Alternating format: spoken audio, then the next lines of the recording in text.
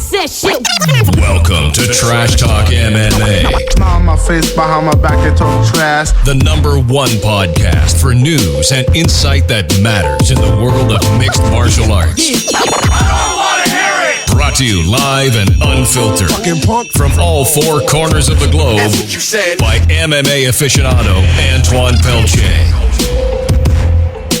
Yo, and welcome to the Trash Talk MMA podcast. I'm your host, Antoine Pelche, and today I have a very special guest, Mr. Marcel Baby Sumo Gaines, Muay Thai fighter out of the Tiger Muay Thai camp. Marcel, how's it going, buddy? Good, how you doing? Good, I couldn't be better, man. I'm glad I caught you. It seems like you're about to flee the country. Yeah.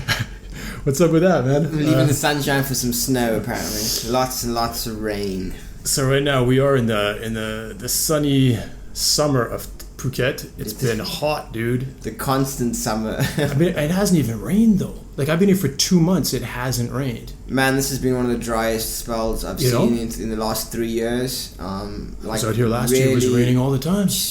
April, like, at least you get 20 to 30 minutes of rain per day. It was a fair amount of rain, not so much. The year before that, it was a hell of a lot more. The year before that was like a normal Thailand. I think it's been progressively getting drier and drier. It's been crazy hot this year. Yeah, I mean, really, I keep bad. looking at the temperature and it says stuff like 34, 35, 36, but it feels like 40, man. You know? Every day, yeah. And then Crazy. the humidity keeps playing around as well, so that, messes you up. You get so used to it, being super high. If it drops by a few digits, then it's like my throat feels like it's locking up. You know what I mean? It's a bit crazy. Yeah, and in the camp, man, when you're training in this heat, it's just gnarly. You know? Yeah, you gotta stick to your designated training times of the day. The first thing in the morning, you need to do that long run. You gotta wake up early for it. You have to, because by the time it's 8 o'clock already, it is baking hot. So by then, if you do 5-7 kilometers, for example, first thing in the morning, you're gonna be dead by the time you get to the gym. So, how many fights have you had? 34. 34 fights. You must have a pretty locked down routine. So let's talk about your training. Well, what times do you train at? What do you do during those times? Normal training day, I suppose. Monday morning, get to gym about 7:25. I'm feeling lazy. 7:30. Well, for most people, that's still early bird behavior. that's quite lazy for Thailand, for Muay Thai. Foreigners, we get a bit more snooze time. But yeah, I'll get. Do you find that the Thais they just tend to get up early and really start their day at the especially if it's more of a Thai environment kind of thing, traditional training gym kind of thing. Then those guys, man, 4 or 5 in the morning, it's like a normal morning for them. Oh yeah, they go military. Dude, I've seen guys running and they're still asleep. Like, you know what I mean? Like, got the guy in front of you leading you by the hand so they don't fall over or grind to the road or something. Like, you're still definitely still asleep. But if you're not moving quick enough, you usually get a sharp slap or something that'll wake you straight up. Now, you've been out here for a while. 3 years. 3 years, and from the short amount of time that I spent training with you and just kicking it, it seems like you've embraced a lot of the Thai culture. Yeah, quite a bit. There's there are some parts you're gonna struggle with. I still struggle with quite a few aspects of the culture and the thinking here quite a bit. I think I have absorbed a lot of it, maybe too much of it. Yeah. My English has been massively affected. I say same is like a constant part of my vocab. You're South African, right? Yeah, South African. Where from? Born in Durban, raised in Capetown. Okay, and how old are you? 30 years old now. Okay, 30. Yeah. So tell us a bit of your story, man. Everybody loves you out here.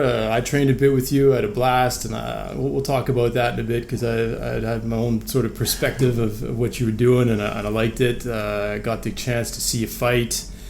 You had a great little knockout streak going on here, but take us back a little bit. What got you into Muay Thai?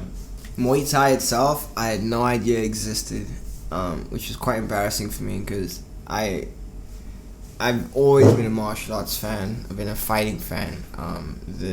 The dynamics of the human body fascinated me from a very young age. I started thinking about what my body could do, what my hands could do, other than pick up a cup and brush my teeth kind of thing. I was fascinated by that. So people like gymnasts, for example, especially athletes, I loved it seemed so alive to me. There's so much vigor. The body was just that aura that people give off when they're in great shape and very athletic. Oh, very much. Yeah, there's just, there's an air it's a different around it. energy. You definitely pick up on it.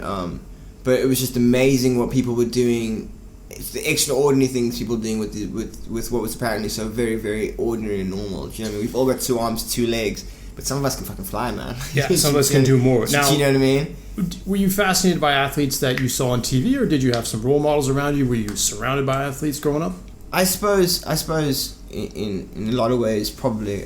My mother was very, very athletic in her youth, and so was my father was a long distance runner. He did quite well in that. He was a professional boxer. He was a bantamweight champion in his youth in Durban. This was your father? Yeah. Okay, so you had quite sure it percolates in the blood. Okay. He disappeared too early to be able to teach me anything though, but I'm sure some of it, like I said, percolates in the blood. Yep. That and my mom's lessons helped. She was my first coach.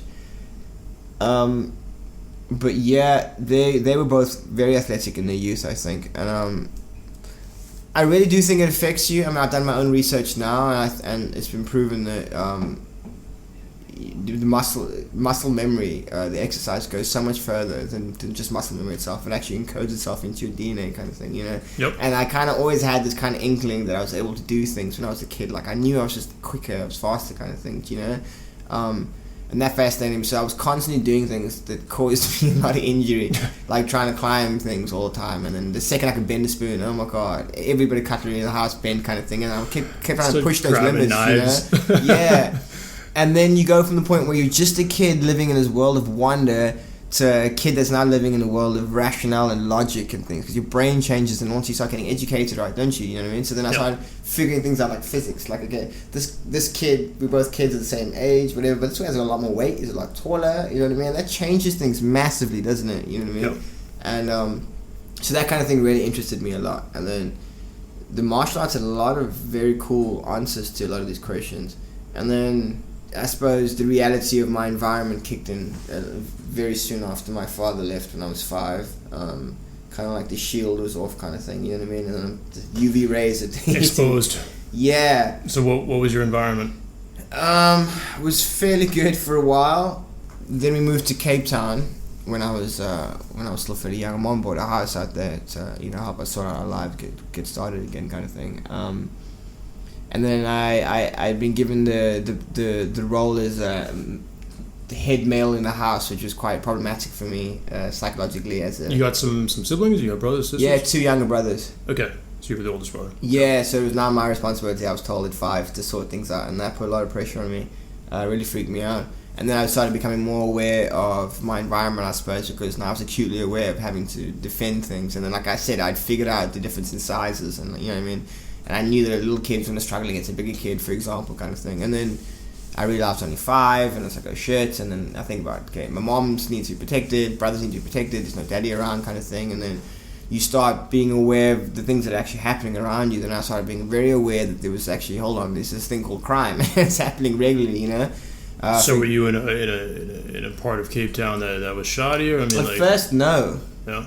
At first, no. It got to the point where it started getting steadily a bit more dodgy, kind of thing, you know? Yeah. I suppose it's like that pretty much all over the country now. I mean, even in really posh areas, there's still like the taint that, you know, you walk around the wrong tree and you're gonna get jumped, kind of thing, you know what I mean? Snakes in the grass, right? Yeah, this is it. And that one concept specifically, really, I couldn't sleep over that snakes in the grass idea, because they could be anywhere, you know? You always have to be ready, kind of thing. So do you felt like you sort of became a little paranoid, or what? Oh, incredibly. Probably to the point where I'd turned into a fanatic. I know, because I've been told this by everyone in my life. Still to this point, I drill security and physical regimens. Luckily, a lot of that was instilled in me in primary school, I think. The same place where I realized I needed to fight as well was the same place that kind of strengthened me up. Was because now I'm 6, I'm in Cape Town. I don't sound a lot like the other. We call ourselves colours in South Africa, right? You get whites, you get blacks, you get colours, you get Indians, you get so on, right? But a mixture of the 2 races, which in black and white, let's just say white and black people come together, and someone that looks like me gets created, right? Yeah. Anything in that vast region is called coloured in South Africa, right? So, okay. Now, France would call that cafe au lait. Yeah, I know everyone's going to freak out about that internationally, but in South Africa, this is how we identify ourselves. I am a coloured man. Okay. So But there are different types of colours, and I'm from Durban, so that makes me very specific. And I'm now in Cape Town, and the Cape Town colour is probably the most notorious of all types of colours in South Africa. And they sound they've got a very specific accent, put it that way, very specific sound to them. And I didn't sound like that. And I'm 6 years old, I'm surrounded by them, and they want to know why I sound the way I do, and if I'm doing it on purpose. They should say that I was keeping me, how do I translate it? I was acting white. That's why I spoke the way I did. It's why I could pronounce properly and roll my R's. It's because I was pretending to be a white person, so therefore putting on the air, trying to be better than them. So I'd say good morning, and they'd say punch. Do you know what I mean? Luckily at the time, though, the physical regiment in South African schools was still pretty hardcore. It's kind of apartheid basis, you know. Okay. So we were doing really cool, rigorous things, like you'd run through like tire obstacle courses and like tunnels, and you know, crawl over patches and climb up ropes, that kind of thing.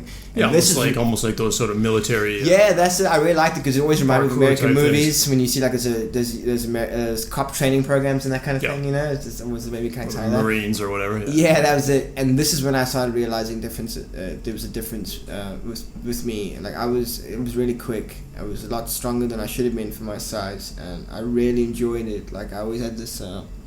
Like physical advantages. Yeah, and it was like a lust for more kind of thing. Do you know what I mean? Like if I could, someone showed me a handstand, I'm like, whoa, and I'd have to be able to do that, figure it out. What else could you do? And then from the handstand, it goes to like handstand flip over kind of thing. Like it just, where can it go kind of thing, you know?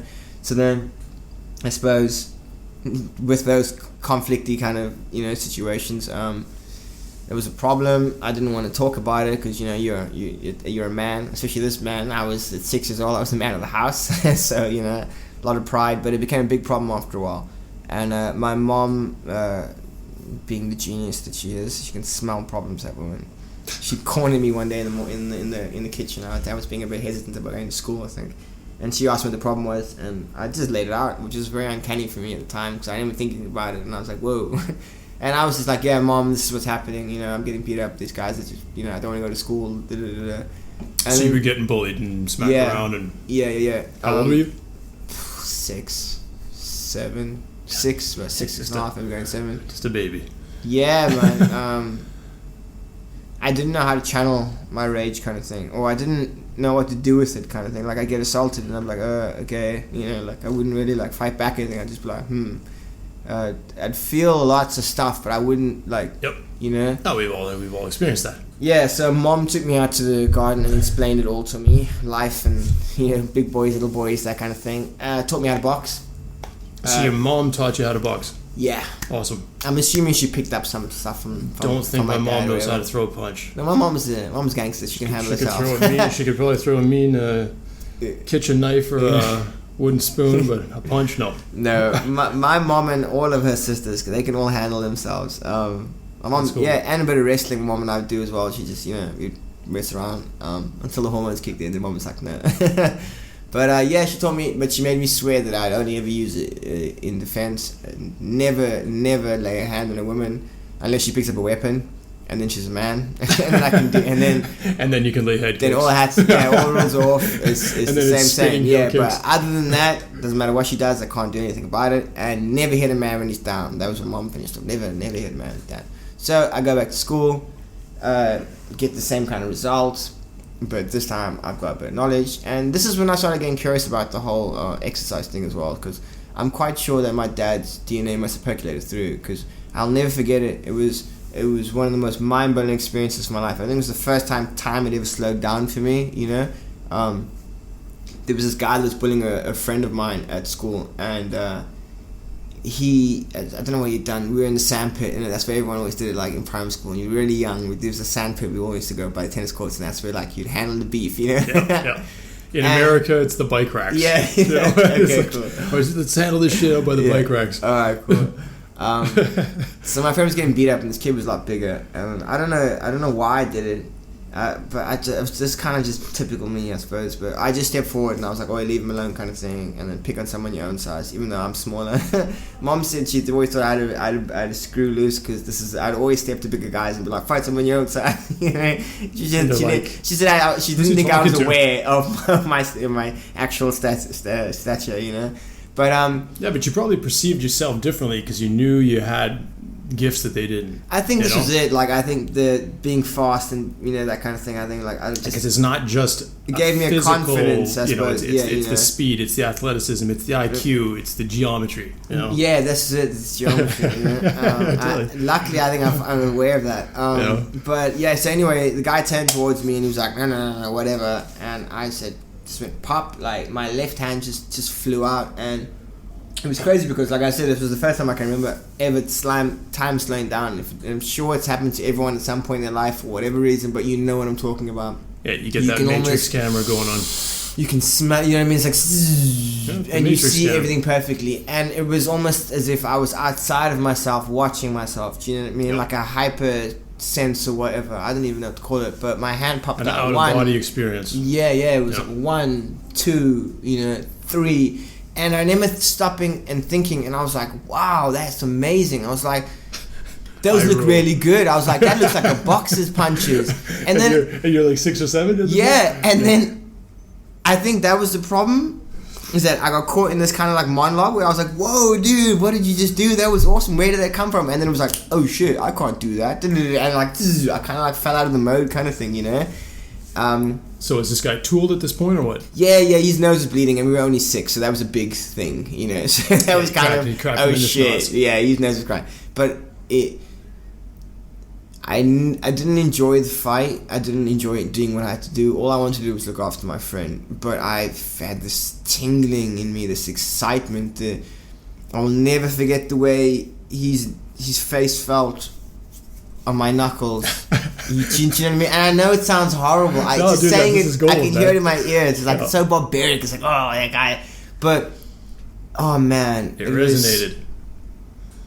It resonated so strong. It was this deep, and I just needed more. Do you know what I mean? I didn't want any pain I needed more of that feeling of like awareness of that virility. Like the same thing. I used to love watching people run. It's just that virility, that powerful. I don't know what it was. It was just this crazy little sparkle that came out of nowhere. It's energy, man. And it's kinetic energy. Yeah, and some people, they love it at the end of a friggin' bungee cord.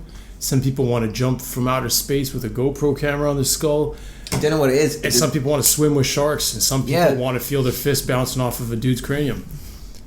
You just be minding your business, walking through the mall one day, and boop, something will happen. A universe will drop an experience in front of you, or whatever it is, and something pings. So that was a real eye-opener for you. Yeah. It created like a sort of side world for me to like the real world, where it was like home, security, school, grades, cartoons, food. Don't like the socks I got for my birthday. That kind of, the normal... Yeah. It created this whole side parallel universe kind of thing where like I could be anything and I could escape from my circumstances a little bit, I suppose, as well. When Dad left, we struggled a little bit, so yeah, it was just something special that didn't require financing. Do you know what I mean? Because it didn't require anyone else other than myself and where my mind could take me, my body could take me, and that was the most interesting thing as well. Was that where could my body take me kind of thing. And I started looking at all these other people, and then I discovered the Ninja Turtles, and that was just the Ninja Turtles. Right, I figured it out, that's what I'm going to do with my life. I'm going to be a Ninja Turtle. I'm going to be a Ninja Turtle. But it still kept this whole martial arty thing. It was awesome to see what they're doing with their bodies, because obviously I can convey it into humans, but then when I eventually discovered Bruce Lee or Jackie Chan, for example, master of angles and geometries. Sorry, then it was more real life, because now these aren't cartoon green mutant creatures. These are real human beings, and they're encountering real human being problems, very similar to the problems that I might encounter or have encountered, and they're handling very well. So that became a core focus for me, because I had this whole worry. I now was incredibly paranoid about security, and then being an able man of the house. So that became a massive answer for me for my natural curiosity as to how far my body could go, what it could do, and then also now to help feed my paranoia for strength and defense. So how did this lead into your teen years? What was the next step from this? There wasn't much for me to do as far as training was concerned. Most of it was just roughhousing around. You know, you go through WWE phase, the brothers, table, you know, that kind of shit. The table ladders. Yeah, we all pretend to be ninjas or Mortal Kombat characters and smash each other, that kind of thing. I mean, I'd gone through quite a few fights at school and that kind of thing. Like I said, I had nice hands and they moved in ways that I didn't understand, kind of thing, you know. Not until I started, that was it. Not until I started doing training that I started realize, oh, cool, this is how this works, kind of thing. There's actually a science behind this. I'm telling you, it was information that's in the blood that gets passed on. This is why I train so vigorous as well. I'm curious to see if my offspring will have these innate abilities without being able to throw around the house and not know how or why or what it is, but it comes out in a moment of panic, kind of thing. Do you know what I mean? Do you believe in that? Do you believe that you can actually alter your DNA throughout the course of your life? Oh, definitely. Oh, absolutely, definitely. Because the whole point of us and our species is to procreate, right? Yep. Why do you think that is? It's to pass on information, right? Yep. Cells. That is what it is. There's tiny little creatures inside of you that are screaming to survive, and they'll do anything and everything as far as making you climb a mountain to get to that girl or slap that grand to get that chocolate. It does not care. Survival is the only thing it worries about. Which is why you have as many children as possible. Why? Because odds of survival higher, odds of your genes surviving higher, right? It's the same thing. And all of the information, everything those bodies and those people go through, these cells go through, is all stored. It's all stored. There's nothing new under the sun. That's the truest thing that's ever been written down on paper, as far as I'm concerned. There's nothing new under the sun. It all percolates down, right? Whatever your fathers and your fathers and your mothers and your mothers did, you can do it. It's locked away. You don't know about it. It's just hidden away. It's like a function you don't know what to do. When you get a new fancy TV, you don't know what the hell 20 other buttons on your remote does. You know how to get to the channel you want, and that's where you stay for a little while. And then you'll get curious every now and then, press a different button, see how it cracks. You have all these functions in your brain. Now I'm convinced that for those cells to survive, remember, they will do anything. Now, if there was anyone in your ancestry that knew how to handle themselves, and that blood has been passed on to you, I am convinced in my soul, through my experiences and my practice, that in a moment of panic, in a moment of trouble, the body will find that information. It will find that gene, it will make it its own. And that's how a little boy jabs like a boxer without having any training at all. That's how people do these amazing things to defend themselves. How they can jump, or they can climb better. They can, lift cars when somebody's caught under it's all inside of you. It's all inside of you, and that's what I really enjoy about the martial arts as well, especially with the Chinese aspect that I first went into. Absorbing Kung Fu and the theories behind it and stuff. Well, what was your initial? How did you get introduced to actual training? Well, I said, first thing was messing around. Mom taught me how to throw a few punches with the wrist and that kind of thing. I tried some... like in a formal environment, though. Yeah. Karate I tried at a school. I did about 2 classes. It was not what I was looking for. Very rigid, very... Kyak! I was not interested in it, so I left that alone. I tried judo. Pretty much the same thing. Now, knowing what I know, I would have loved judo if I'd stuck with it. But it wasn't the Ninja Turtles, and that's what I was focused on really hard as a child. So that's what I was looking for, something more free-flowing, more, So for years and years, there was nothing, absolutely nothing. And then one day, my mom comes home, my 16th birthday, and she tells me that a Southern Shaolin Kung Fu school has opened up near our house. And for my birthday, she's enrolled me for like the first 6 months or whatever. Awesome. So I'm just like going crazy. Best present ever. Yeah, for real, And that was probably my first formal martial arts training. And this is at 16? Yeah. Good. That must have been pretty cool. Man, it was awesome, but Shaolin Kung Fu is no joke, and it's not for the weak. And there's no matting. You train on concrete floors. When you go down, it's concrete. But I got taught a lot about willpower. A lot about willpower. I got taught that I was tougher than I thought I was. A lot tougher than I thought I was. And there was more to the body. There was more to the mind than I realized. So it was great. But unfortunately, the school burnt down, and I wasn't able to train again for a very long time. Crazy. So, what did you do school-wise? What did you do? High school? Did you hit up university after? What was your education process? Yeah, I was ready to leave school at like 16, I think. I pretty much figured out, as far as I was concerned, that I knew everything I needed to know. The school was a scam, and that the rest of it's just like blah, blah, blah, blah, blah, blah, blah. This is fillers, right? It's just confetti. You've told me what I need to know. I've been out shopping and interacting with the world for a while now, and I've never used Pythagoras for anything. I didn't know how to dissect the plant, or what the periodical table meant nothing to the guy I bought my DVD from last night. Do you know what I mean? Like, useless. It's a whole lot of bullshit, and it's all very specific, isn't it? Yep. So if I wanted to become Dexter, the crazy scientist, guess what I'd do? I'd go and I'd study that periodic table. But I started figuring out that, like, the different jobs, and then obviously uncles and friends and that kind of thing, like, they're all very specific jobs, and I kind of figured that, like, it was very specialized, and then I was getting all this general jargon bollocks at school that I really wasn't interested in. I love my arts, I love my history, I love my geography, but the rest of it was just noise to me, and I was done with it. So I'm on my way out, right? So I burned every bridge possible at school, telling the principal to fuck yourself off, that kind of shit. I got sent to a Catholic school, so I was very repressed. Let's keep that on the record. So I exploded when I exploded. Ran home, packing bags. I'm gonna hit the road and get out of here before mom finds out, kind of thing, because she's gonna kill me. School must have let mom know, because she came home from work and caught me at home. The scariest day of my life, because usually she would have beat 7 shades of shit out of me. But she was so calm. She was so calm and collected, and it was the scariest Hannibal Lecter experience of my life, because it was like, oh god, she's gonna kill me this time. Beating would be too good. And she was like, okay, listen, this is what she's heard, what's going on, yada, yada, yada. And she's like, okay, so where are you going? And I pointed at the map on my wall, China. What's happening? And she's like, oh, okay, cool. How are you going to get there? And I was like, I'm just gonna make it. I'm going to hitchhike. And she's like, you're going to hitchhike Thailand? She's like, Marcel, I know you've got good geography grades. Come on. And I was like, okay, fine. And she's like, okay, listen. I know you want to leave. I know you don't believe in school and all that bullshit. So I'll make you a promise. You're going to need money, right? And means, like a passport and that kind of stuff to get to China, right? I'm like, yes. She's like, okay, cool.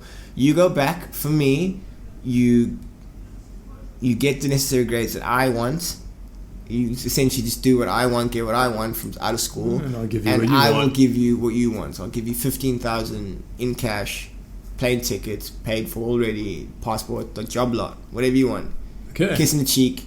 It's a good deal. Is it a deal? And mom didn't raise no fool. So I was like, for real? She's like, for real. We shook hands.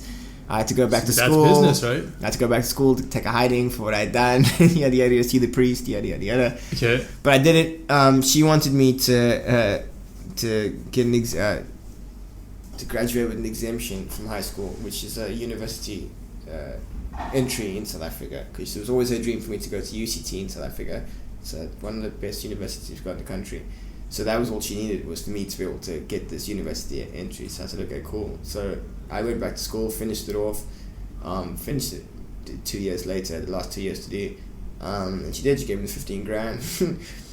And I wanted to go to China with it, but a friend convinced me I could make a hell of a lot of money in a short period of time in England, and that don't worry, China you can go to afterwards, but you can also buy my house before. So I was like, oh cool, buy my house, make a lot of money, that kind of thing.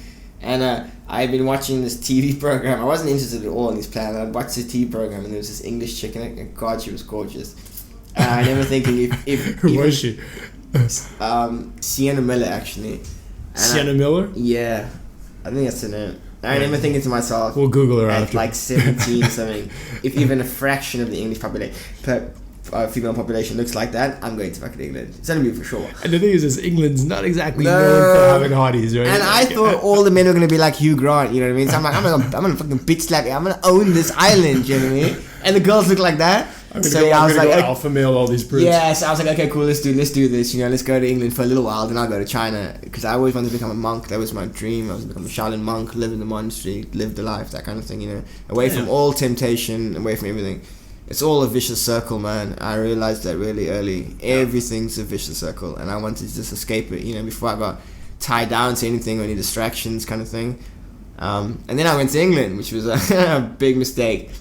It was not what it was sold to be. Okay. But yeah, I had a bit of fun. I got massively distracted. Got bumped off my path of being a monk. Yeah. Discovered girls, clubs, parties, and this awesome thing called freedom from parents, freedom from everything. I was now in a foreign country.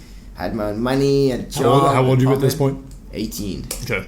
And I'm now in, and this is like, oh God, like, I mean, I left mom's house when I was like 16 and a half, 17, so I lived away from home, but it was with a friend that I was living with a friend's parents, and I lived with some aunts and uncles, and like, I like to move. I have very itchy feet, even as a child, you know. Mom used to drive me crazy. Just kept it moving. Yeah, so I'd been away from home. It wasn't like, oh, I'd never been away from home kind of thing, but I'd never been away from anyone that had any kind of authority over me kind of thing, you know. Like, now you've got your own couch, and it's like, oh God, I've actually got my couch kind of thing. It's awesome, you know.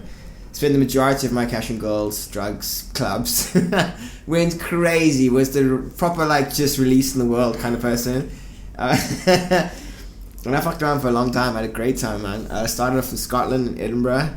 Went my way all the way down through the country till eventually, after like a year and a bit, made it down to the southwest. Lived in Bournemouth for a while. Gorgeous city. Okay. Was a friend with a friend of mine that literally was the only person I've ever known to get physically homesick. He turned yellow and puke like every day. So he wanted to go to a place called Plymouth because he knew some people there from home, and, you know, please come with me. And I liked the guy and I felt bad, so I did. Tagged along? I regretted it because I loved the city. I quit my job and I just to go with this guy to make sure it was okay. And then I ended up bumming around Plymouth for a while, and that's actually where I discovered Muay Thai. Craziest thing. So there you go, right? Yeah. There was a I was bumping around. I liked to do different jobs because I wasn't sure what I wanted to do, and I wanted to experience as much of life as possible. So I was always up to try something new. Always, you know. And so every city I've lived in England, in Scotland, you know, on the way down, I'd always try to get a different type of job, like something I hadn't done before. Even if it was a bit shitty, it'd be okay, because I only want to just get to know the city, get to meet a few people, and then I'll be off to the next one, right? You know, move along kind of thing. So did all sorts of things. And at this point, I was trying construction now for the first time. A friend had got me a gig, and I thought it paid all right, and even if we tried this before, it could be fun, could learn something. And on this construction side, it just so happened that every other bastard was a martial artist of some type. It was crazy, man. Like, there were karate guys, and there was taekwondo champions, and there was that guy was a judo expert, and that dude was and I was like, just a weird coincidence. It's a construction site. Like, all of these having their coffees and their cigarettes, and like, oh, done this, and telling these crazy stories and shit. You're like, what the fuck? And just crazy, you know. Boxes and all sorts, you know. And then it gets to it goes around for a while, and then I'm working for some plasterers one day. I'm mixing their plaster and stuff, working out for them, and then they tell me about this martial arts style called Muay Thai, and I was like, there's nothing called Muay Thai. I mean, I know every martial arts style there is, and I'm like, you know, mostly just Chinese, obviously. How do you even spell that? Yeah, and I was like, come on, Thailand, what are you talking about? And then they're like, it just so happened that the Southwest Muay Thai champion was a plasterer, and he was working on that site. So I had to go find out. I'm just a very curious creature, you know. So I went upstairs and grilled him, and the things he was telling me was just mind-blowing. I told you, like, they're attacked with their elbows and knees, and I was like, what? It was so savage, so. But so, like I told you, like I said when I first met you, it was like a crazy genius, you know. Yeah. It was like, oh my God, you've got these tools, and it's just a different way of looking at something, isn't it? You know what I mean? And it just blew my mind, because all of a sudden, I got 8 weapons. Wow, you know, what? Like, you know, insane. And but I still didn't believe him, because I'd done quite a bit of skateboarding in my youth as well. For a long time, I was convinced I was going to go pro as a skateboarder, and that was going to be my life, right? And so I banged my shins quite a bit. Knew exactly how it felt. It was not nice. You know, everyone's banged their shin on the coffee table as well. Horrific, right? And this guy's ultimate, they're attacking people with they kick with their shins, not the foot. And I'm like, bullshit. But it's just elbow, okay, yeah, knee, I can understand all that, but shin, fuck you. Like, no, it's like a club when you get a hard, yeah, but it's not hard, is it? It's sensitive, and it's like a bitch. And he just looked at me, turned around, there was some scaffolding behind us, and he just went, bang, and he kicked this pole. To this day, that pinging still hasn't stopped. He just wrung his shin off of one of the scaffolding poles? Yeah. And he turned to me and he's like, look, nothing. And I was like, completely shattered. I can still hear it in my head. Ting! I can still hear it. Just the shock in my face. So I go, fuck that. Like, I don't get what it's called, where it is, where do I do it, how do I start? How do I kick solid objects with my shin and not feel pain? And then, yes, I went to go check it out. It was a gym called Wild Kicks in Plymouth. An area called Cockside. Yeah, believe it or not, it's called Cockside. Cockside. On the hoe. Cockside on the hoe. Sounds like a t-shirt. And I started there. It was fun. I got the first time I ever experienced leg kicks. and the pain of using your shin Yeah. to try and kick something. That was I must have quit Muay Thai 50 times in the first 6 months. It was just I couldn't take it, man. And then So what was it, like the pain threshold that sucked? yeah, the pain was vicious, man.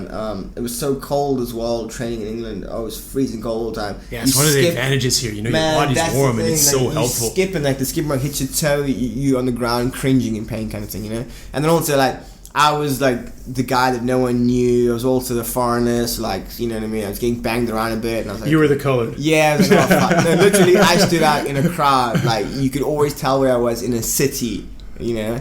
Yeah.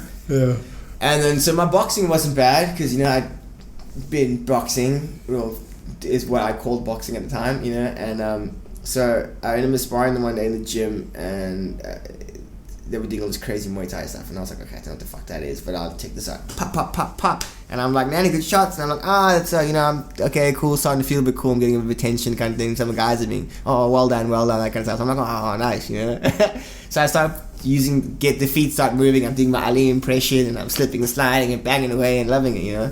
And a guy that later became a friend of mine, at the time wasn't, was like the second best fighter in the gym. It was like 6'4" or something. It's massive, dude. And he's been watching me. And I remember I said I'd met the Southwest champion on the construction site. He just come back from a fight, looked all kinds of jacked up, 2 broken ribs, cracked shin, smashed face, and he had won that fight. Oh. That's when I wasn't sure if I even liked Muay Thai anymore, because that dude had won, and that's what he looked like, and he was sitting in the corner with his crutches and that kind of thing. But yeah, so he's broken in 10 ways. Yeah, that's it. But he's watching this cheeky South African doing an Ali routine in his gym, so he says, okay, you know, go over and teach him a lesson. So he sends this other guy over. I think his name's Mike, and to come over, and it's like, oh, you want to spar? I'm like, yeah, no worries. I've been owning all these guys, and now I'm like pumped for confidence now, because I've just been like, yeah.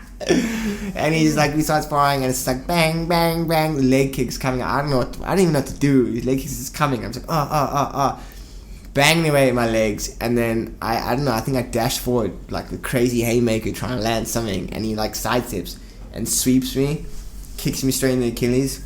Oh, man, I'll never forget the pain.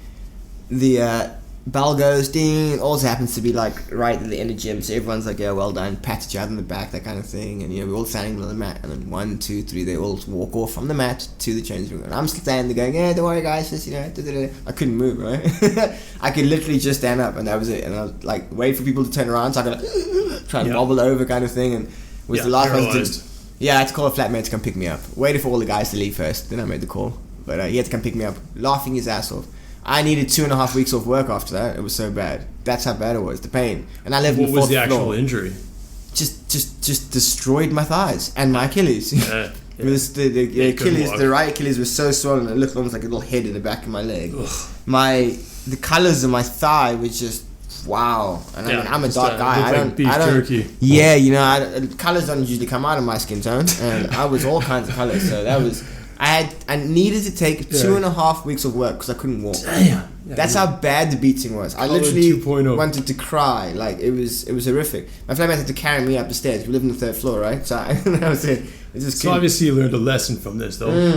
Whoa. Humility. Humility. But yeah, and then from there, when I eventually left England, I missed home and I wanted to continue my studies. At this point, I was a little older, and I now had experienced real life. I've been living out in the world, met all kinds of people and travel. And now, at 21, I'd realized the importance of education. You think? And yeah, where it can get you, you know. And well, not so much the education, because I've known some really good blaggers, you know, con artists, spin doctors, call them what you will, storytellers, silver tongue people, and a lot of them didn't have the paperwork that you require, but they did the jobs real well.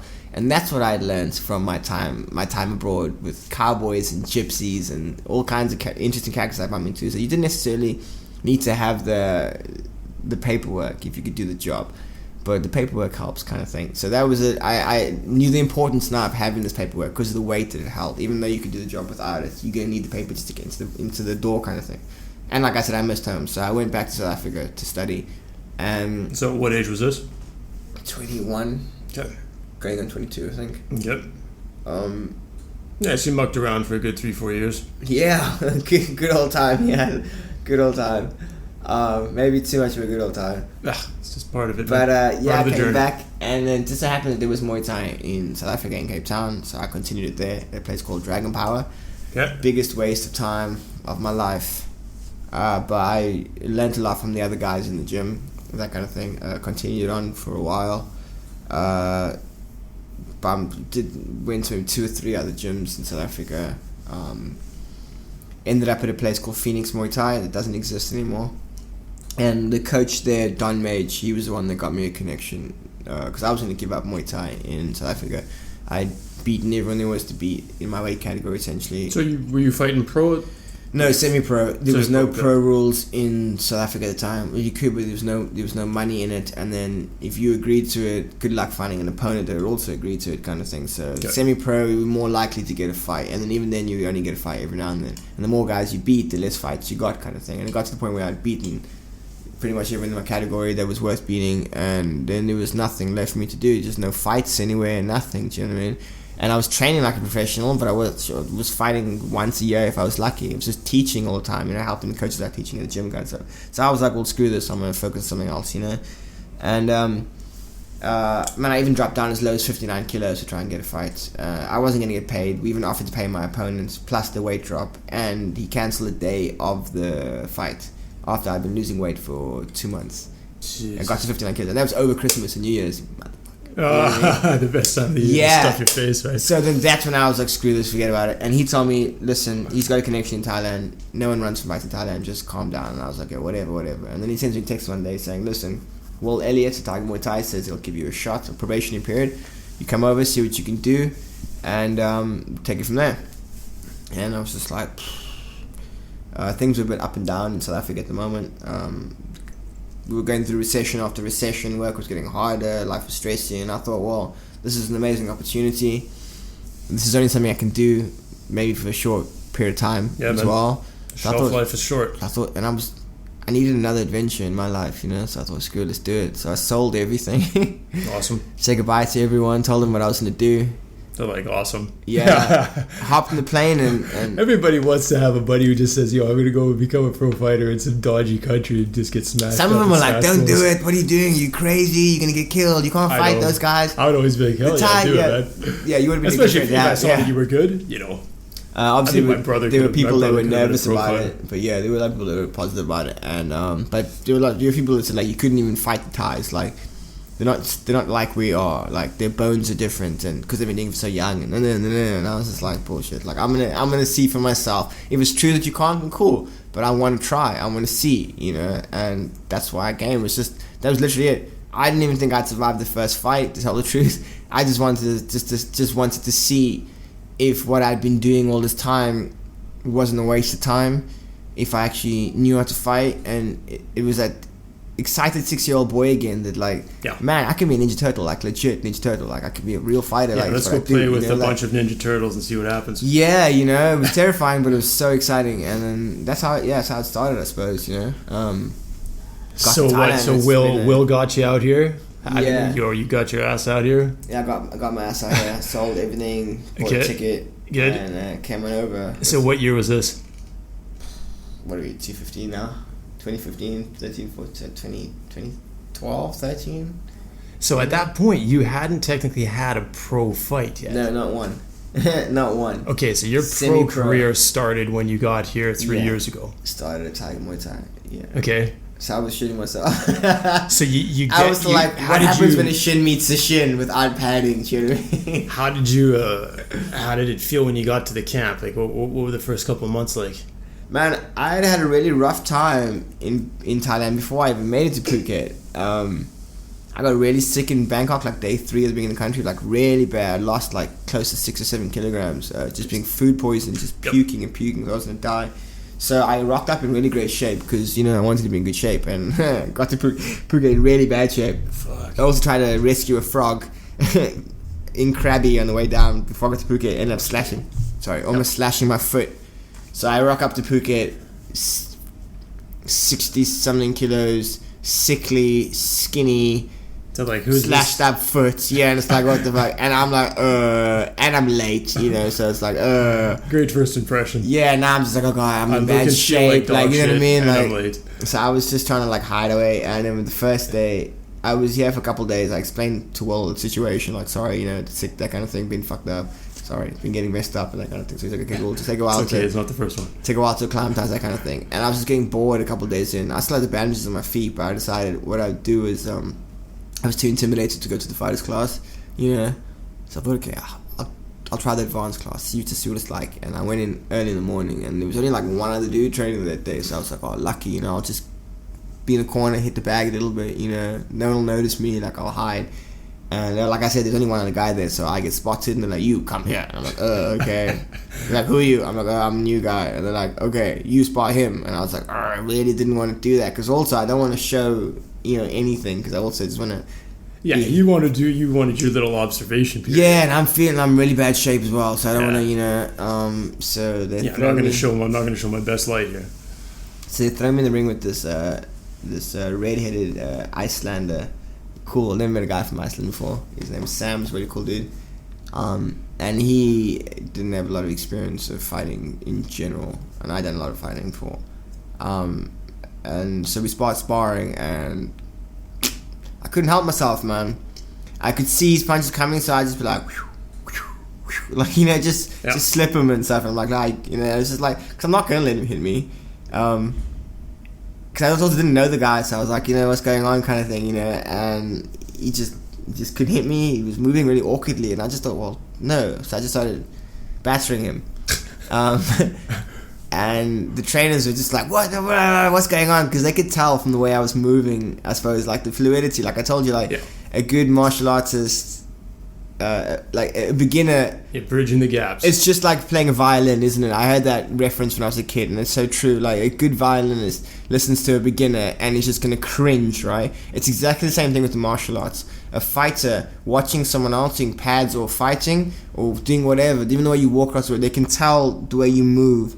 They can tell your experiences. It's like they're playing those notes and it's smooth and it flows, and like, okay. It's all in the transitions, right? That's it. So I was maybe transitioning a bit too well, and they were like, upset you, what you doing here? You just come to beat up this guy. I'm like, no, not like that. I'm trying to take it easy. I was taking it easy. Like, I was, you know, like hitting him, but I was going very soft, but he just wasn't able to hit me, and I was dancing around him, you know, so they got upset, but I wasn't by any means like hurting him or anything, but they were just like, what the hell are you doing here? Like, you don't belong here, you need to go to fighters class. And I'm like, no. So they call the trainers over for fights, like, you come get this guy, like, he's bullying guys here. And I'm like, no, I'm not bullying anyone here, like, what's going on? And I'm like, oh god, I'm still limping a bit because my foot's sore, so I'm like, I can't go to fighters class. Like, I've now been grabbed and taken to fighters class. This is the first day I met Lai Mong Kong as well. The guy became my main trainer for a while. And he was in a bad mood about something as well, and someone had told him that apparently I'd been bullying someone, which I wasn't. He just couldn't hit me, it was a difference. So he's like, you come in the ring now, you want sparring, you want boxing, and I was like, okay. But at the moment, I was also a bit miffed at the moment as well, because I was a bit annoyed about being called a bully and stuff. Now I was like, I wasn't a bully, I didn't do anything I was supposed to do, so I'm a bit annoyed. And now this cheeky, skinny Thai guy is like calling me up in front of everyone and like, oh, come boxing. So I was like, boxing? Only boxing? And he's like, yeah. I'm like, only boxing? And I was like, you're gonna regret this, my friend, because I'm like, oh, I'm gonna kick your ass, you know what I mean? You can kick an elbow and shit, but I can box, motherfucker.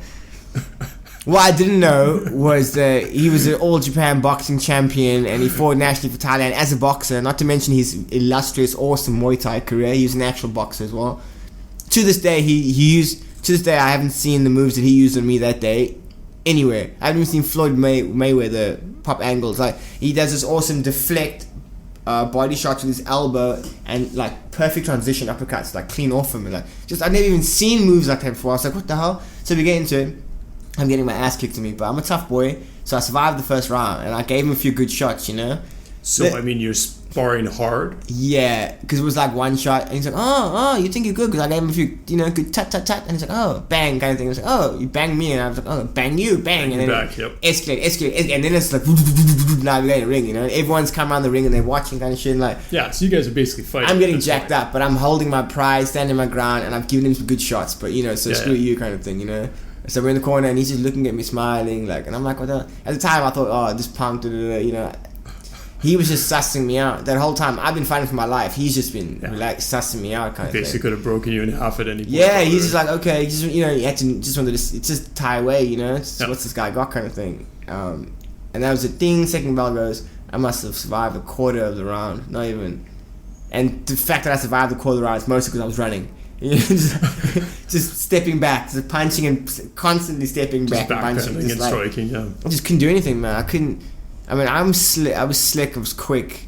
I'm not as good then. I wasn't as good then as I am now, obviously, with the training and stuff. But, man, I'd never been so impressed. Then Mom said that was what was wrong with me as a person. It's just that I really enjoyed the people that really beat. If you could beat me up really well, I couldn't help but admire you. Do you know what I mean? Like, if it was a perfect technique, like, I've been punched, for example, like in the street, whatever. Yeah, I mean, you're admiring your opponent. And it's just like, man, that was a great punch. But then you're like, hold on, I just got punched. And then you're like, I can't give him that. The rage kicks in, but I always have this weird mental tick where, like, for a second, I'm out of the situation, and I can just appreciate that the awesomeness. Even though if I was the one getting smashed, and that's why Mom said there's always something wrong with me. And this was kind of the thing. I was really appreciating the way he was kicking the shit out of me. Another trainer had to jump in to literally save me because I was like, I got knocked really bad, and the head was spinning. I was seeing like quadruple vision, and I'm going down. If I had hit the floor on the way down, I probably would have been clean out. But I got jumped, and this is when I met another trainer, Yod. It was the first time I met Yod. He jumped in like dramatically to save me, stopped my head from hitting the floor, kind of thing. Told me it's okay, you not die, okay. So wait, did dude put you down? Like, yeah, lie. Yeah, he was going to put me down. Like, he was going to put me down, and he had knocked me and rocked me, and I was on the way down. And Yod jumps in to save me. He's like, no, okay. And this is your first day. This is my very first day at Tiger Muay Thai. I got the shit kicked out of me, and I was still like really bad, really like poorly from being, you know, food poisoning and that kind of thing. And so that's kind of how it started, and I used to get beat up quite a bit when I first started. It's like that weird line before respect, where it's like, you know, that's how much you've got. Let's see some more. Yeah, you earned your but you know what I mean, that's as much as you're getting. Okay. So Shaolin Kung beat me up quite frequently from that point onwards, but I think it was the weathering of that beating and the fact that I always lashed back that won him over. And then eventually took me under his wing. And yeah, we became best buddies for a long time. He actually massively affected the way I thought about fighting. He taught me a lot about Muay Thai. And yeah, under his wing, as him being my sole trainer essentially at the time, I went 10-0 with him as my trainer. Nine straight KOs with him. And yeah, and then I got swapped around, then, you know, gym politics and yada yada yada. And Shaolin Kung also felt that like I'd gotten to a point where like he thought I was very proficient, so he was very happy with my technique. He said I kick like a Thai, that kind of thing. Makes me feel awesome, you know. It's a big one of those cozy moments when your trainer said that to you. But so then he thought, okay, yeah, it was time for me to move on to a different training to get a different feel. But also he liked to focus. He gets put, because his English is fairly good and he's very patient and also very technical. He gets sent with a lot of the new guys to vet them up and to help develop them as fighters, which is what he did to me. So I was at the point, so now it was time to move on to different trainers, different trains of thought, that kind of thing, different techniques, you know. So then I fluctuated between a few different trainers after that, you know, and yeah, just started my fighting career. And my first pro fight was with the trainer who trained Lai Mong Kong, Pinong or Sanong. He's become my head trainer now, mostly my trainer now, but I've gone through a few other guys while I've been here in Thailand. Okay, so then I guess that started a pretty rigorous series of frequent fights. Yeah, lots of bangs to the head. Let's talk about that. I know you had a bad injury. Yeah. What happened there? Which one? The worst injuries I've ever had have all been at gym or directly due to training. I've come out of fights beautifully. I mean, the worst I've gotten in a fight, yeah, I've been cut, I've had stitches. The worst in one fight was I needed 16 stitches after a fight, but that's literally nothing. I mean, I know it looks hardcore and it sounds dodgy, and it is. The worst part about being cut is being stitched. The getting cut part, it's easy, anyone could do it, I promise you. You know what I mean? It's warm, it's like, oh, what's going on? You know, you're not even sure kind of thing. It feels like a bump or a punch, you know, it's not that bad. So that's kind of the worst thing that's ever happened to me. Not even a mild concussion, nothing. I mean, out of fighting, no. But training, I've had multiple concussions. I've had all kinds of visions, triple vision, double vision, purple vision, green vision, blue vision, static. Ninja Turtle vision. I've lost periods of time. Some as short as a few hours, some as long as 9-10 hours, completely gone. And sometimes previous memory as well. Like if I got the knock on a Friday, I'd forget everything from that point on. I'm behind. So like Thursday, Wednesday, Tuesday, Monday, gone. Like just don't ever get back. Christmas deleted from hard drive. Christmas and the week after Christmas, 2012. I don't have. That's a part of memory that doesn't exist. I just don't have it. You tell me you had an incident where you had a brain hemorrhage. Yeah, that's amongst the worst. Almost tore my Achilles off, and then brain hemorrhage and right eye hemorrhage were the last of the nasties. Essentially an accumulation of too many hits, dodgy old school jungle training with a trainer that I don't train with anymore. Was very crazy. He didn't like me slipping and sliding and dodging punches. To him, if you dodge the punch, that means that you were scared. Only girls do that. Real men take a punch. You know, they block a punch. And if you disagree, I'll give you a punch. And then you'll block his punch. And you're like, okay. So I got a lot of hits in the head just training during the week. Like if you get upset kind of thing, you bang in the head or whatever kind of thing as well. So I was getting hit in fights and in training consistently. And I wasn't allowed to fight like myself anymore. I had to stand my ground and fight the way he wanted me to fight. They call it pure strength style, you know, sure. Not slipping and sliding, you know, which is what I do. And so we got into an argument one day at the gym over some silly thing he said, and I got a hit in the head. It was a little harder than normal. I had to go to the hospital to get a scan afterwards because my vision went funny and didn't correct itself for a while. How much time are we talking? Like I was supposed to take through over 3 hours, 4 hours maybe. Vision wasn't right. It was a bit unnerving after the first hour. So we're talking like you're seeing double or like triple of everything. So after taking the shot, he had one hell of a hook, man. It's like a little Tyson a little bit. So anyway, I was supposed to take a month off, but I couldn't because that's not how it works in Thailand. In concussion, you can get 2 days off if you're lucky. But I had fights booked, and the problem is that you can't fights that have been booked, and especially for a long time, it's really hard to get out of. You better have a real good excuse kind of thing. And I needed the money as well, which is another common trait amongst fighters of all disciplines, of all styles. So I got back in the ring maybe 2 weeks after that. Oof. And was fine, fought, had 2 fights, came through them okay, but kept taking bangs. And also there were a lot of idiots at the gym. A lot of the bullies got sent to the fighters class to get straightened out.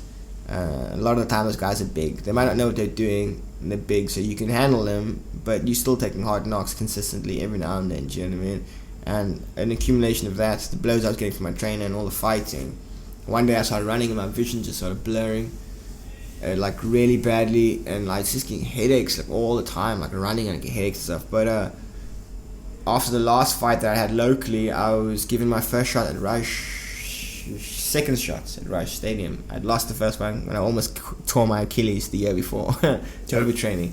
And I was just like, oh god, this is it. This is the dream stadium. This is the dream since I was a kid. Like, this is the ultimate stage. Like, you know, so I was ignoring all this pain and warning signs I was getting and just kept, you know, just getting on with it. Because that's what you'd been working for. Yeah, this is it. That's it. It's been the dream ever since, you know. Didn't think I'd survive the first fight, but when I did, then I got the taste for how far could I go, and then that is as high as you can go as far as I'm concerned as Rush. You know, it's the top of the ladder.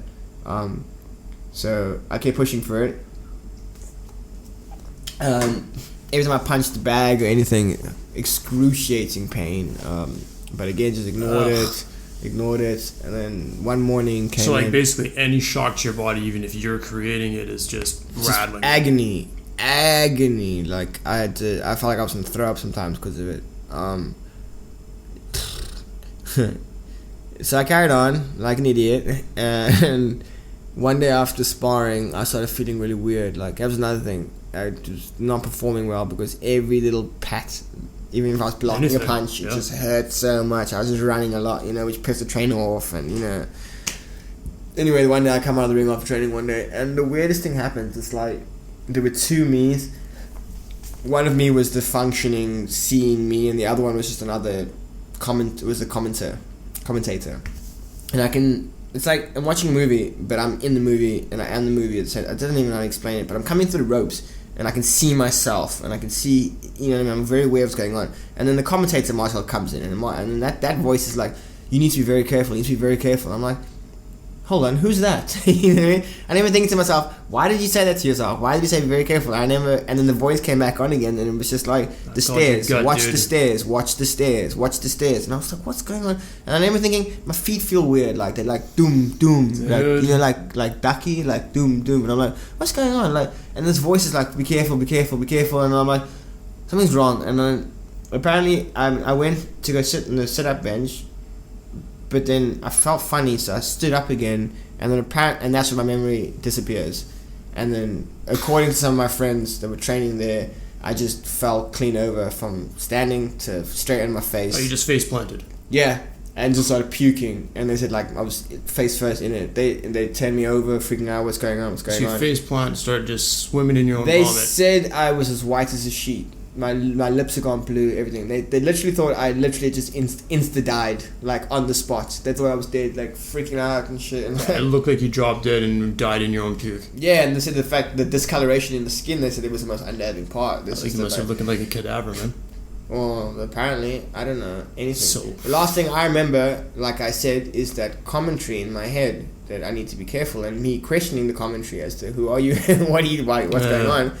And then next thing I know, I'm looking up at my manager, I think it was, and my wife, and I was like, what the fuck, what's going on? And they're like, and the wife's full emotional, and I'm like, what's going on? And I'm like, oh, and then I look at my arm, and I've got these pipes coming out of me, and then they fill me in on what's been happening, and I've been out for a while, and I'm like, what? And you thought it was Monday, but it's actually Saturday now or something. That really upsets me sometimes, is when I come back. I have this weird thing the doctor said was where normal people, you get hit in the jaw and you get knocked out, you go to sleep, right? You're just completely out, you go to sleep. I've got this weird thing where I can get knocked out, but my body doesn't go to sleep. Now that can be very dangerous because I'm not here anymore. Baby Sumo is here. I like to say that's Baby Sumo, the master one. And that creature functions somewhere in the... Yeah, I don't even know. In the depths of your reaches cranium, of the brain, like running on muscle memory and stuff like that. And I've driven home in those states. The That's instinct scary. beast. And they say this is probably what happens when I've been fighting. They said they're worried that when I've been fighting, I've been hit sometimes, and they haven't been aware that I've actually been out. But I've carried on fighting. If people say that when I'm out like that, I look completely normal. I've had friends say that like everything was normal. I had sparred with them, I did pad work with them, I did bag work with them, and I had no idea I wasn't there. And then I go, what's going on? Where am I? And I have no idea how I got there. And they're like, what? And like, my wife's she's learned to click on. So they must be like Marcel's tweaking right now. Yeah, so the doctor said that was kind of what was going on as well. There was something funky going on in the brain work. So what was the diagnosis? Just too many there. He asked me if I'd been in a car accident. Because he said the only time they'd ever seen a problem like mine was due to scooter or motor vehicle incidents. Just explosion in the head. So it was just too much pressure. It just popped. And then the right eye blew as well. Because when I woke up, there were these weird things in the room. And I was like, guys, what's that? You're floating in the air. And they were like, what are you talking about? And then I had my eye checked out. And my eye was full of blood. So I was literally seeing... Yeah, patches of blood in front of your eyes. Yeah, like a circle of blood, like, and then when you went up to light, I was like, oh, it's blood, because back to the red and stuff. And like, oh, this eye still isn't 100%, but So how long ago was this? Maybe 9 months, 10 months now, 11 months maybe, 10, not long ago. So how much time did you take off after that? Man, it was almost completely off after that. The first thing I got told when I opened my eyes was that I was lucky I didn't die. And then when I finally got hold of an English-speaking person that could tell me what happened to me, because the thing that freaked me out the most was I've woken up in hospital. Where'd you go? Like up to Capetown?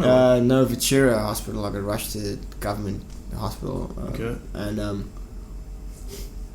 horrible, worse than Africa in there, worse than African hospitals. And I'm African, so I should know. But so the worst part is I wake up and I feel 100%. Everyone around me is freaking out. They're like, oh God, I can't believe you're conscious and you're awake. And they're all there. And I'm like, shut up, leave me alone, I need to get home, what's going on? I feel 100%. The only person that's there is this Thai woman, Thai nurse, that every time I try to get up, she'd scream at me, you die, you die, you die, don't move, you die. So I'm like, oh God, what do you mean? Like, what's happened to me? What's going on? No one could tell me what exactly had happened to me, what was going on. So I had to get Will Elliott to come a couple days later and break me out of the hospital, took me to Phuket, because they wouldn't release me because I might die or whatever. So I went to Phuket, got all my scans redone, that kind of shit, spoke to proper, well, wouldn't say proper, but they could speak English, a little bit of it, and to kind of explain what had happened to me, kind of thing. And they were like, you could have died, like, you know, you could have had the entire, best case scenario, the entire left side of your body could have been permanently disabled, kind of thing. And I was paralyzed, like, oh, wow, yeah. And the wife had come in and she'd tell me how, you know, when she got to the hospital, I still wasn't conscious, I was still all white, and she literally said she thought she lost me and stuff, so I had to deal with a lot of what she was going through. And then I was told, never box again, and that hit me like a sledgehammer, man, because last thing I remember, I was in gym training for one of the biggest fights of my life. Now you're telling me I'll never do it again. Now you're telling me one punch could kill me. Any kind of knock could kill me. So like, I'm not just, now I'm terrified. I'm like, what are you talking about? Firstly, I don't believe it because I feel completely fine. And then secondly, you're telling me that like, anything. What if I accidentally bumped my head against the wall, fell off the bed or something? You're telling me that could kill me? Like, you know what I mean? They're like, sorry, you know what I mean? Like, that was soul crushing, man. And then, the pain, oh God. And the first hospital, the shitty hospital, it was pumping me full of, in Thailand they like to give you drugs you don't need. I apparently had not had a hemorrhage. There was a worry that I might have a hemorrhage because I had a big tear in my brain, so you know, it apparently happens, but I did not have a hemorrhage. But they were still giving me hemorrhage medicine though, which is questionable. There are lots of it.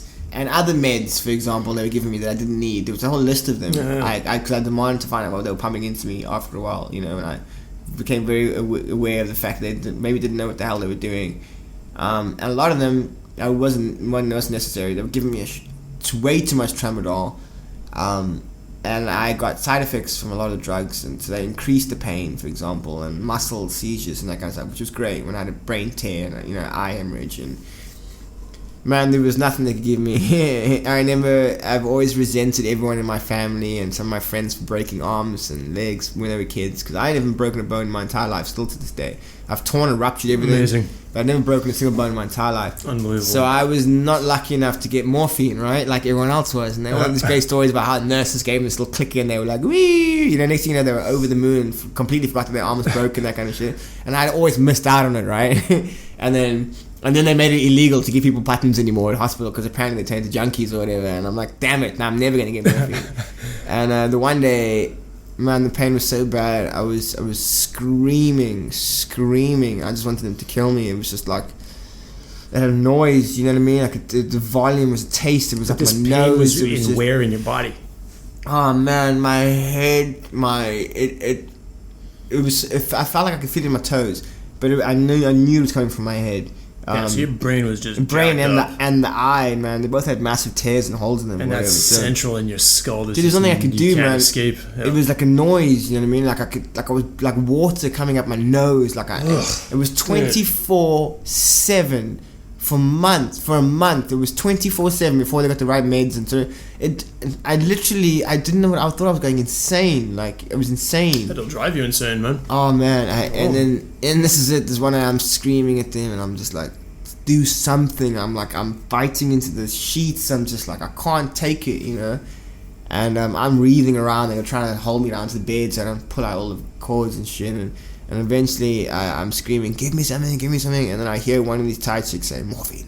And I just remember thinking, it was this insane calm in the storm, you know what I mean? Where there was this moment of clarity in the middle of the hurricane.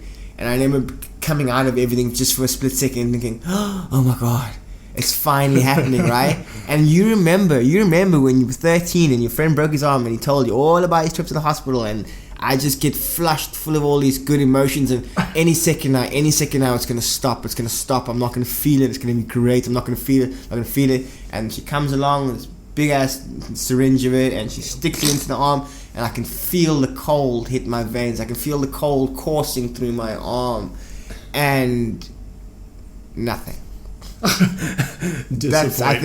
think when I started crying and just weeping because the good stuff doesn't work. And they said they'd given me as much as they could give me, and there was just. I'm not sure if I passed out at that point or not. I was lucky enough to get 5-10 minutes of reprise every now and then. It would be too much, and my body would just switch me off. And then in 5-10 minutes, I wake up again screaming. Oh, dude, and so my body, it had too much.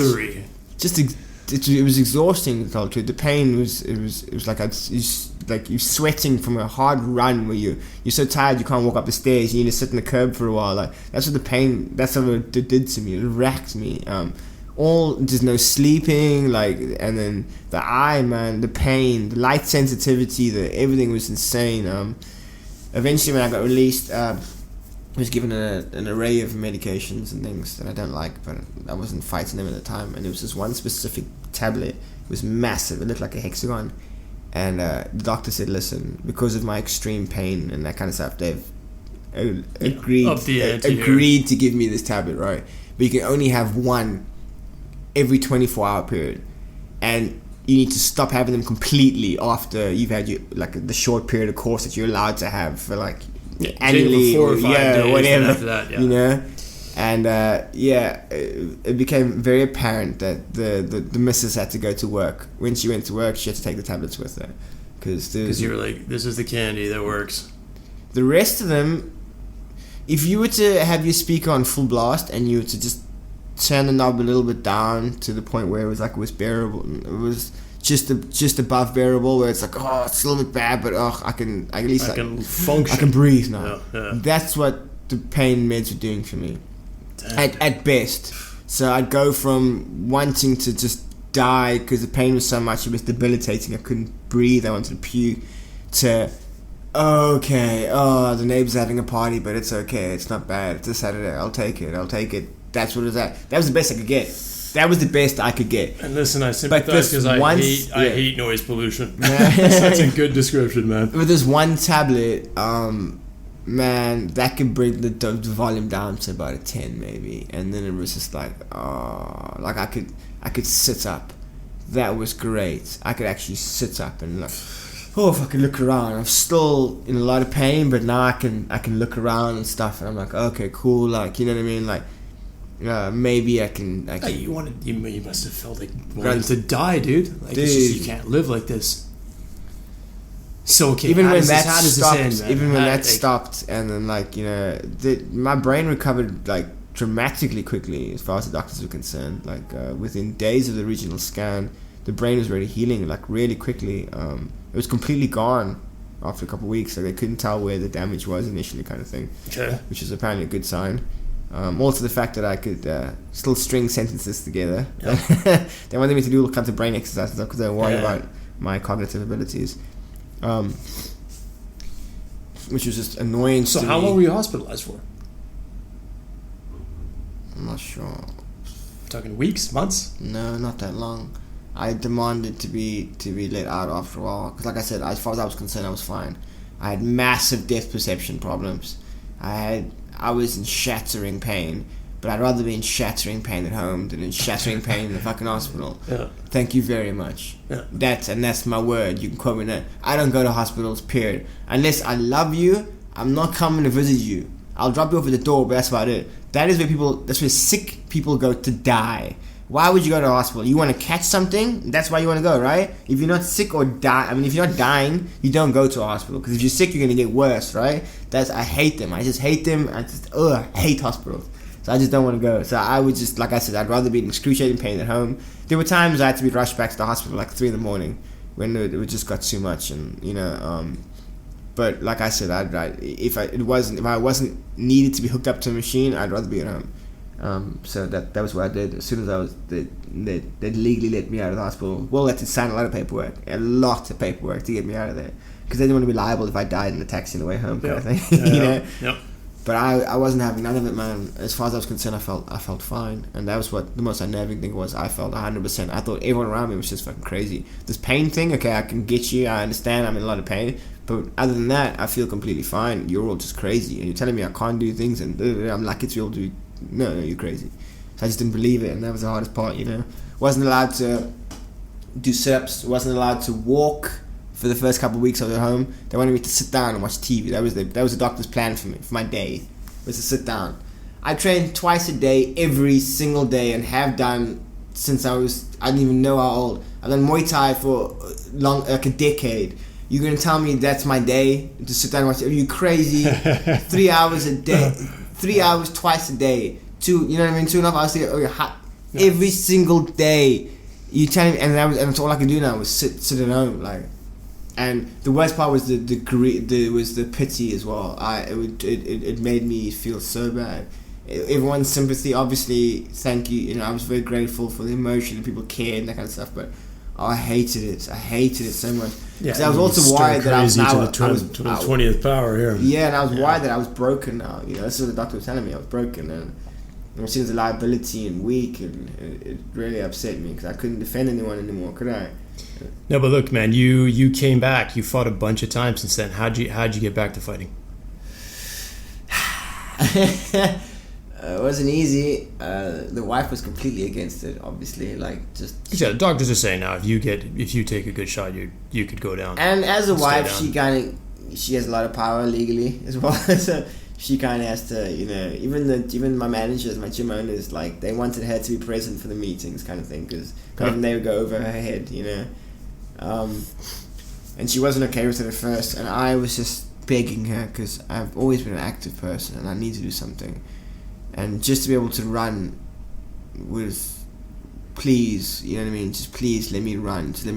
And after a few months, 4 months, she agreed to give my running shoes back and let me go for a run. And I started off jogging, that kind of thing. And then I started feeling strong. I felt strong, and then I just kept jogging. And I was running longer and longer, and then hang around the gym, checking things out. But then I felt so sad being around the gym, and I felt so embarrassed as well. I felt like I was pathetic. I was broken, like, you know.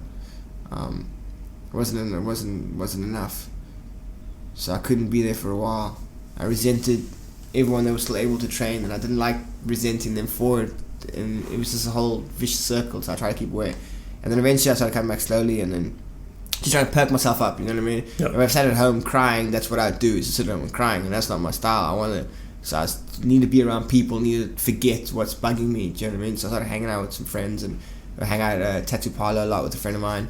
Then I started doing some sit-ups and things, and then a bit of push-ups here and there, and then, you know, then I started being the water boy at the gym, you know, in classes, and just and then it was Will's idea that I do a pad holders course.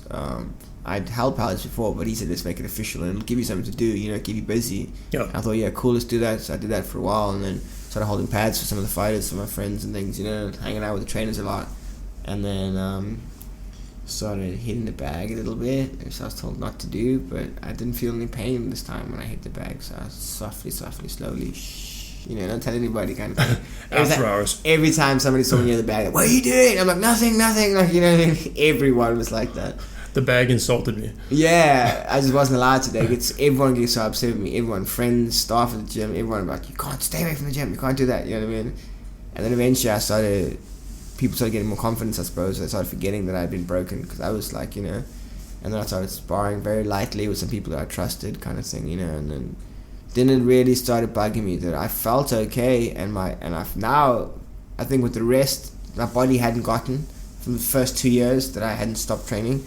I was feeling awesome. My body was feeling stronger than it ever had. I was faster than I ever was, and now it's driving me crazy, because now I've been told I can't do it anymore, but now I'm in better shape than I've ever been, and I seem to be better at fighting as well. My brain seems to be clearer on certain subjects. My lines got rewired in a good way. Yeah, my stance changed. I used to be an orthodox, now I'm southpaw.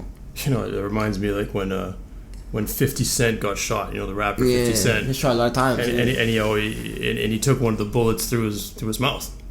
And he would say after, it fixed my instrument. You know, he was a rapper before that, and he just couldn't find the right mojo. And then he took a bullet to the face and through the mouth, and then that was the missing spice, you know? Yeah. So it's funny how, you know, an injury or a violent incident like that or something like that, you went down, it could somehow jolt something in a positive way.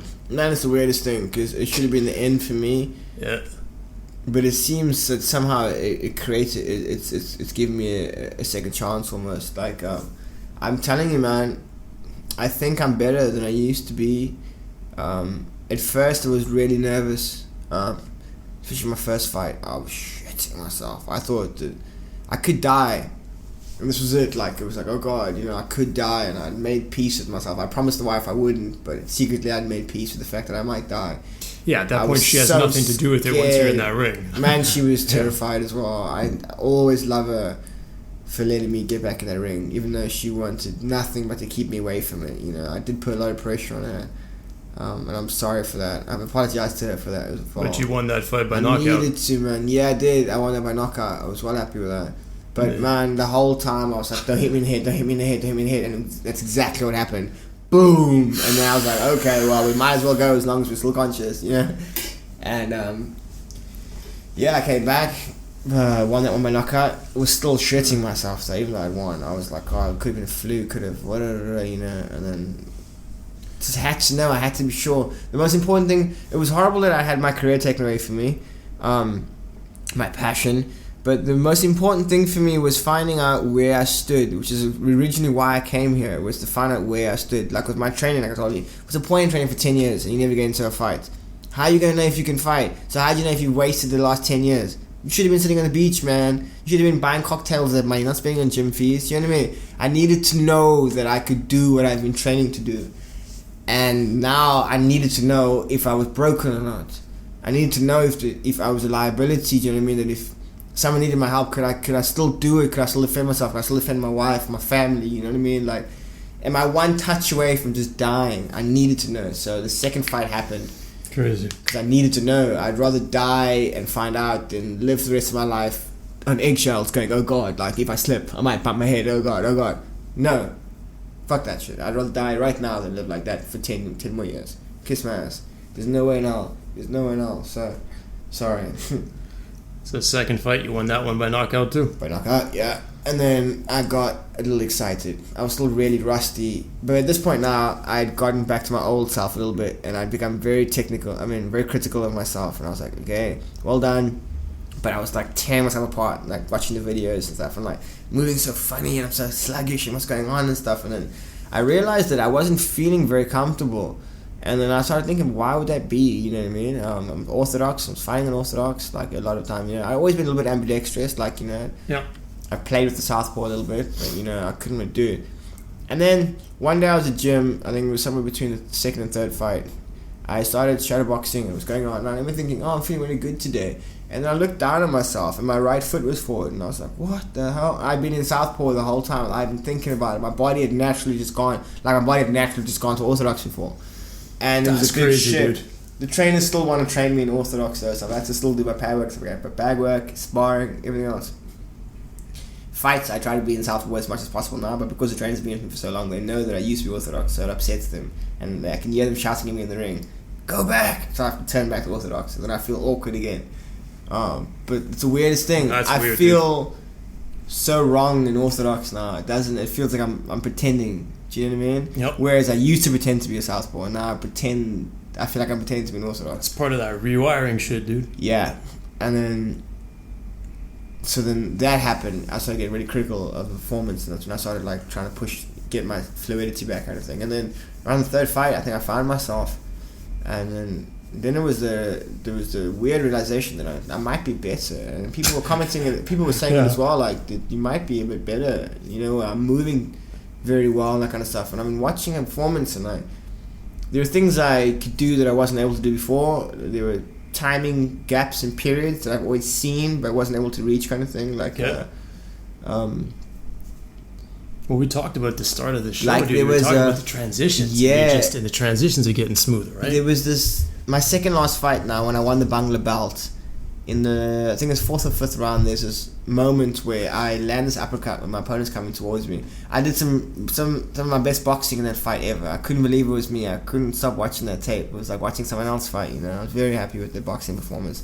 There was some great boxing combos, but my favorite part my favorite boxing in the entire fight was like a split second where he was rushing me and I'm like dashing backwards towards the rope, and just for a split second he like reached one of his hands out and there was this tiny little gap, and as I was moving backwards I was able to see it, and I threw it an uppercut, and that's all it was before he came crashing into me.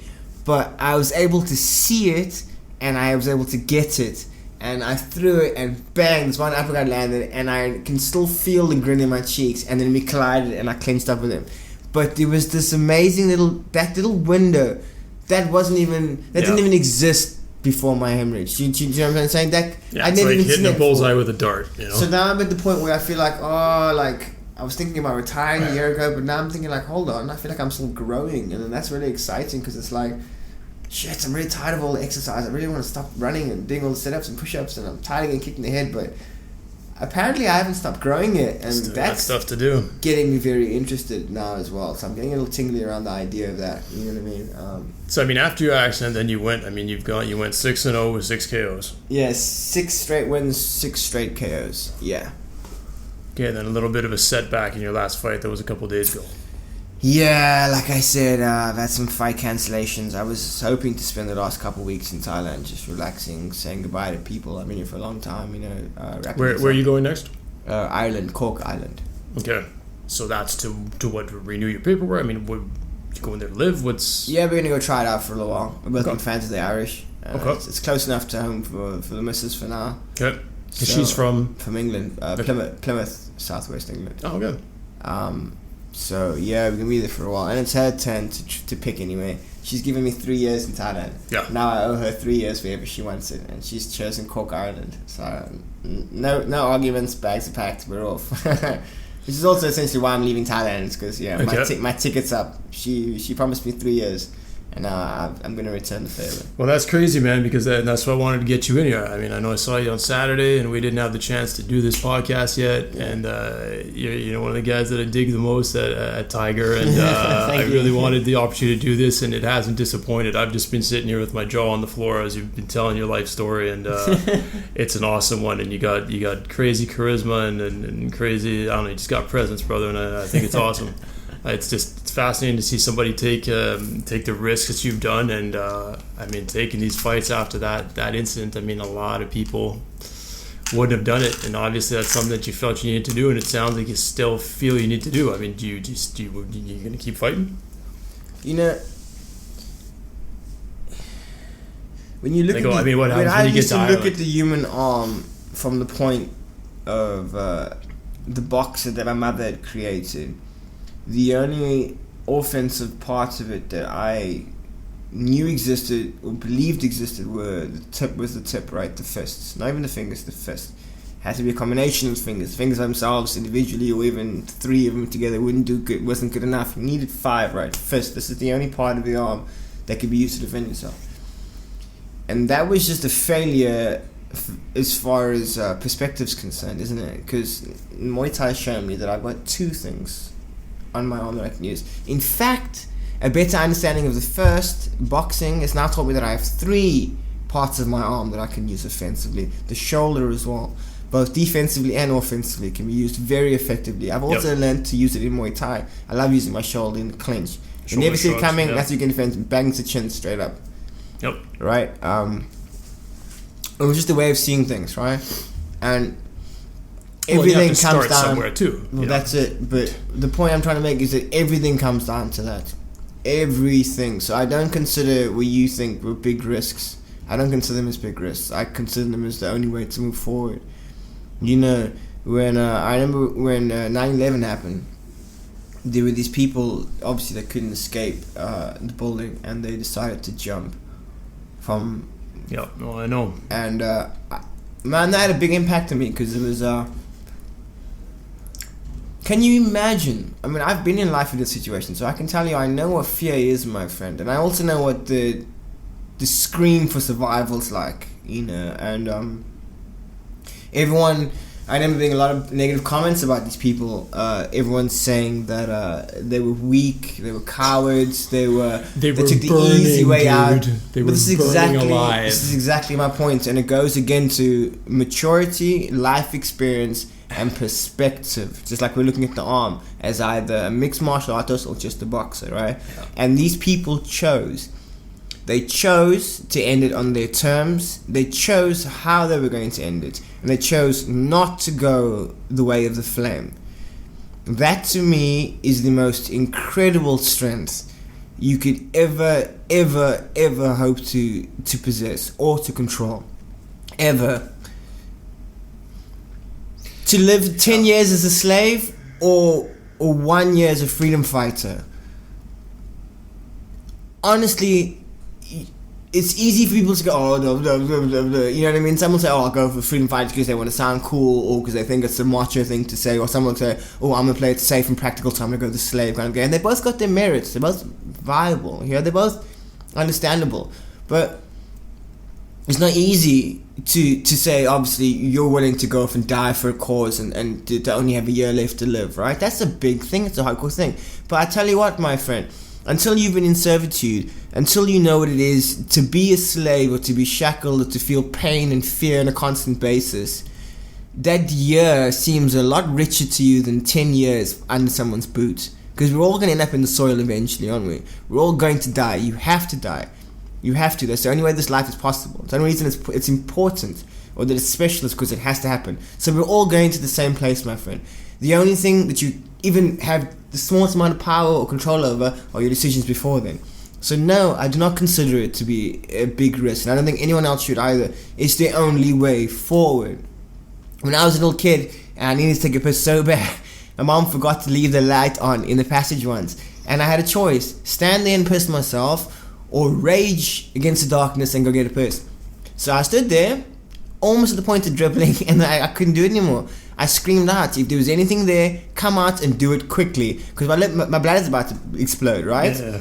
Right? So do it quickly. And I stood there shitting myself, little drops coming out of me, I'm so scared. And I must have stood there for about 2-3 minutes and nothing happened. It was all up here, right? Yeah. And fear the dark gone immediately like that. That's what life is. That's what those people did when they're jumping from this building. It's your choice. It's just a perspective. And I would much rather have one more day as a free, liberated individual than 20, 30, 40, 50 years as a servant to a slave or under a rock, or living in fear that the next knock might kill me. Forget that. You could offer me anything. Ferrari, Lamborghini, great house. It does not matter if the life I'm going to be living is the one that's in a tiny little hole where I'm constantly worried about being knocked. I'm the boy in the bubble. What's the point? Right? Go out with a bang, man. Go out with a bang. Because that's why I did it. So I'm sorry to be so long-winded about it, but I think it's an important life aspect, and I think everyone needs to stop and face up to that eventually. Yeah. You can run from the dark because there's light, okay, but there won't always be power, my friend. The light will die eventually. You can run from the water as much as you want, but eventually you might find yourself in a boat or on a plane that survives a crash, and now you're in the water. What do? The tide never stops. You learn to swim or you drown. Both are choices. Both are choices. The tide never stops. Never stops. Swim or sink is your choice, and all of life falls by those same rules. And that for me is exactly the same thing.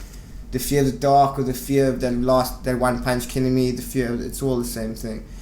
And if you bow to that fear, there's no point. There's no point.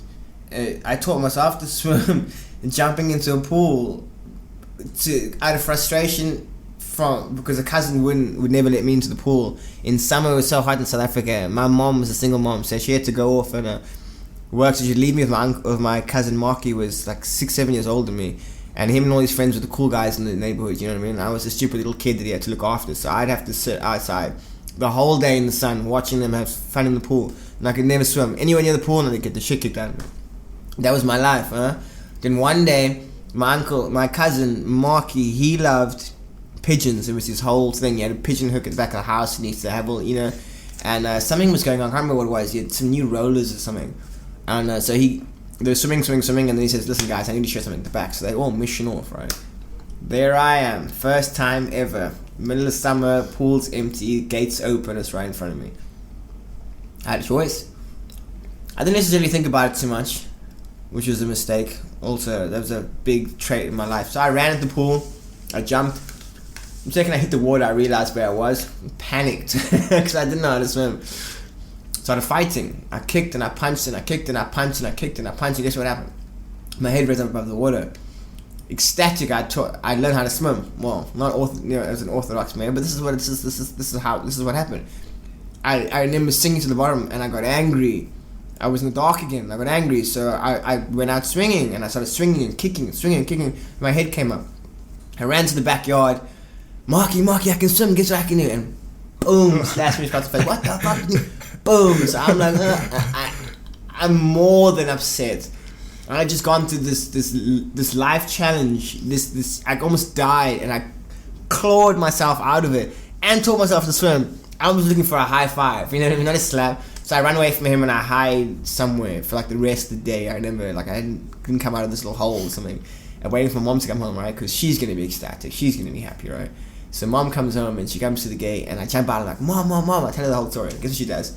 Boom!